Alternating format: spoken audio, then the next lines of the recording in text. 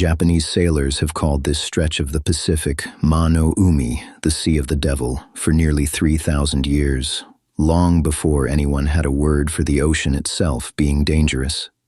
In the 1950s, the government finally sent a proper research ship to investigate the legend directly. It vanished too. The Devil's Sea sits in the western Pacific, south of Tokyo, stretching roughly between the Izu Islands and the more remote Bonin Islands out toward the Philippine Sea. Ancient Chinese mythology, dating back roughly 3,000 years, described dragons living beneath these exact waters, creatures said to grow hungry enough to pull entire ships straight down into the depths. For centuries afterward, Japanese fishermen genuinely avoided this stretch of ocean whenever possible, describing sudden dense fogs, unpredictable violent storms, and boats that simply never returned home to port. In the early 1950s, Japanese newspapers began actively tracking the pattern in detail, reporting on 9 separate ships lost somewhere in the region over the course of roughly 5 years. One especially alarming report came in January 1955. A vessel called the Shinyo Maru lost radio contact entirely near the Izu Islands with no further word for days. That particular ship, it later turned out, was found completely safe just days afterward, but by then, the name Ma no Umi had already spread across the entire country. In 1952, Japan's own government hydrographic office finally decided to investigate the pattern directly and scientifically, sending the research vessel Kayo Maru No. 5 into the heart of the region to gather real data. The ship carried 31 crew members and had been specifically assigned to survey a known undersea volcano near the Izu Islands, one that had been intermittently erupting for several months already, sending tremors through the surrounding seabed. On September 24, 1952, the Kayo Maru vanished completely without warning. All 31 people aboard were lost, and searchers afterward recovered only scattered debris from the general area.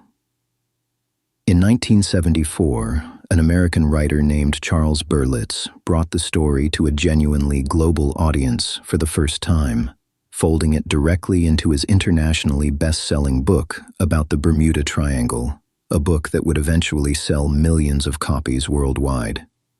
Berlitz didn't just retell the existing legend faithfully, though. He added a number of striking statistics entirely of his own invention, claiming 9 modern ships and several hundred crew members had vanished in just 4 short years, numbers that sounded precise but were never properly sourced. The Kayo Maru's actual fate, investigators later determined with reasonable confidence, was never really a mystery at all. An underwater volcanic eruption destroyed the ship, precisely where it had been sent specifically to study one. In 1995, a researcher named Larry Kusha examined Berlitz's specific published claims directly and methodically and found serious, verifiable problems throughout. Some of the supposedly lost ships had actually gone missing hundreds of miles outside the exact area Berlitz himself described in his book. Others, Kusha found through careful cross-referencing, had mundane and entirely unremarkable explanations, consistent simply with the fact that deep-sea commercial fishing has always been a genuinely dangerous profession worldwide. The volcanic explanation accounts for the Kayo Maru's loss completely and convincingly. An active undersea volcano, a ship deliberately sent directly into its path, and a real tragedy with a clear, well-documented physical cause. Kusha's later research accounts for much of Berlitz's inflated statistics too.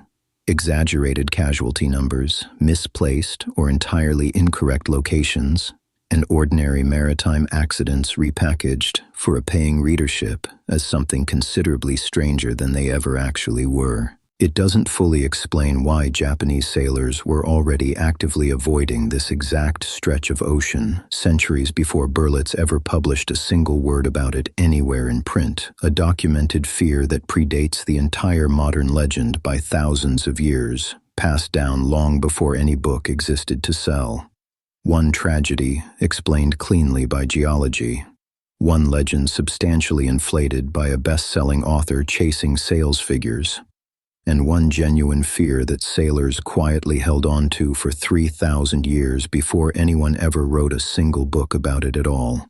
Tell me in the comments, an old superstition dressed up by modern marketing, or something sailors understood long before science caught up? Subscribe to the Unburied. The Ocean Files continue from here.